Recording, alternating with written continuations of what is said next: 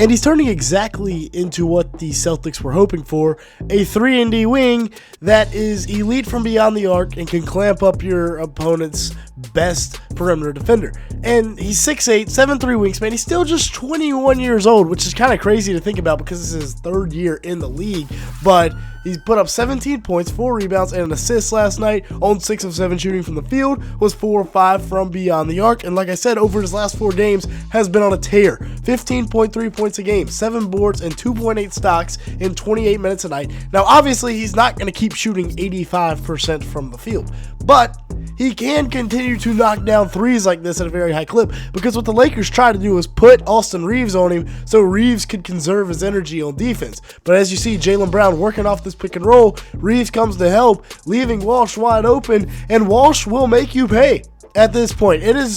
He's shooting 43% from 3 on the year, and when you leave him unguarded, it's going to be trouble. Now they respect this 3-ball, quick pump fake, and he goes right by and finishes with a dunk. Now, yes, you were up 25 points, but still, that is a really nice performance from Jordan Walsh, a guy that it can be seen as the secret weapon. Now, as for Jaylen Brown, there are legitimate MVP conversations going on right now. After another 30-point performance with 8 rebounds, 8 assists, and a steal in 33 minutes, while shooting 10 of 22 from the field and 3 of 7 from beyond the arc, he was elite. He's been elite all year. You see the 3 for 7 from beyond the arc. Over his last 4 games, he's shooting 39% from 3 on 7 attempts, and they were cooking the Lakers in this set right here.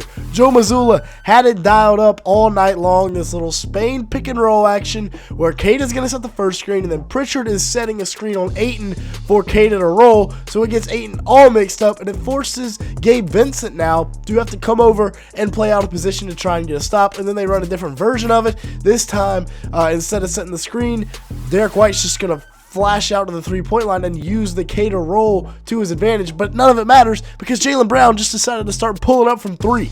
He's averaging 29 a game on the year, by far a career high, with 6 boards and 5 assists, shooting 50% from the field and 35% from 3. He's still a big body getting down low, get out of the way. Adu Tiero, the rookie from Arkansas, and then right here, jab step, get downhill, finish with the right hand. He's still very athletic. I mean, he's still just 29. He's in the middle of his prime. And that mid-range has been going down at a historic rate. He's shooting 53% from the mid-range, which is better than anybody else in the NBA by a long shot down in transition. That's a tough shot too with the float. And then, like I said, the 4.9 assists per game, which are a career high. And then you look at Derrick White, who last night had a pretty good game as well. He's becoming sharper and getting better at his reads, and he also had a bounce-back game from beyond the arc. In the 2024-2025 season, he had a 22% pick-and-roll percentage, compared to this year where he's up to 32%. And obviously without Jayson Tatum, he's going to have a higher usage rate. But right here, he's making his reads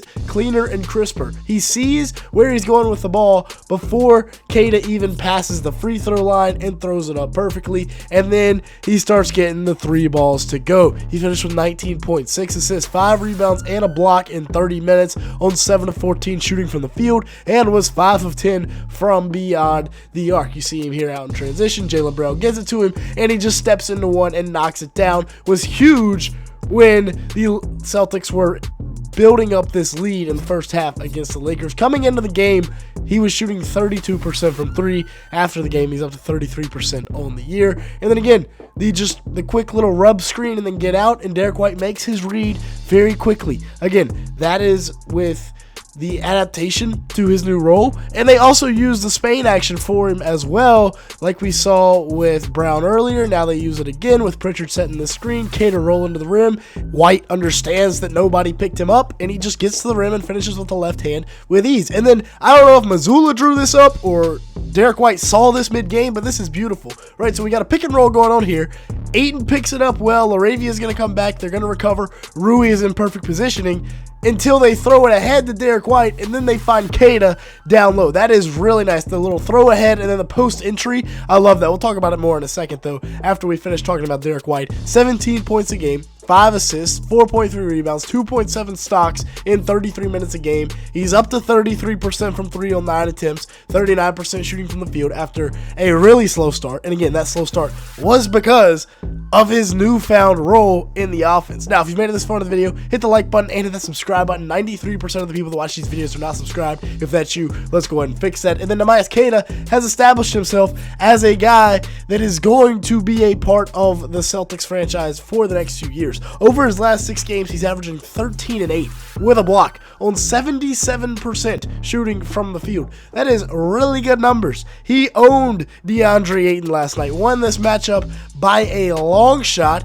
You see him rolling to the rim here with the dunk. The great positioning here where we talked about this little throw ahead and then post entry.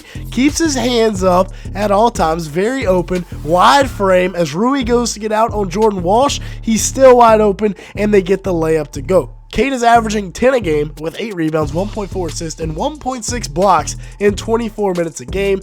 Low-key a rim protector, as well as just being a rim-running vertical lob threat that is an archetype that is very successful in the modern NBA. Then Peyton Pritchard, I don't know what that was, a little one-legged fadeaway, but he gets it to go. And much like Derrick White, he's adapting to his new role in this offense in the Jayson Tatum-less Celtics era, right? Getting to spots in the isolation, in the pick and roll, whatever it is, he's doing it, and he's second on the team in scoring this year with 17.2 points a game, 4.9 assists, 4.3 rebounds, 45% shooting from the field, 34% from 3. Again, another guy that got off to a slow start, but now he's adjusting out of the pick and roll. You see it right here, reading it as Queta rolls and he drives to the rim, and then getting into a step back here in the corner on that little side pick and roll. Off the ball, moving into his areas. This is where, you know, he's been great for years, is playing off the ball, playing off of Tatum and Brown, and stepping into and knocking down 3 balls. And then a little bit of isolation here against Maxi Kleber. A little step back for the bucket, and he gets it to go.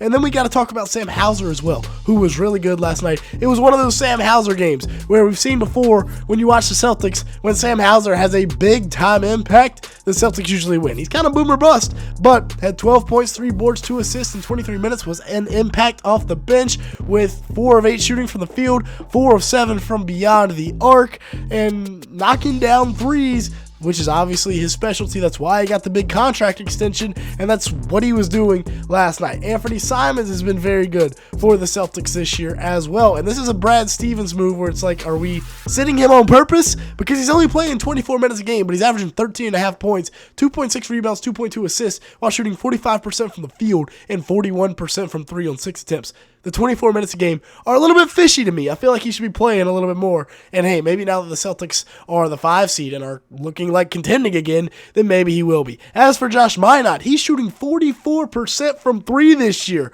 on 3 attempts. We talked about him in the preseason, and it has come to fruition. Josh Minott is a piece for the future for the Celtics team, as is Jordan Walsh, and maybe even Baylor Shireman can get it going down the stretch. But we know what all this means.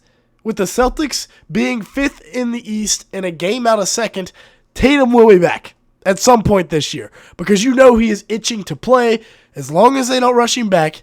And if he comes back fully healthy, look out for the Celtics team come playoff time. If you've enjoyed today's video, hit the like button, hit that subscribe button. Shout out Jordan Walsh. And with that being said, thanks so much for watching today's video.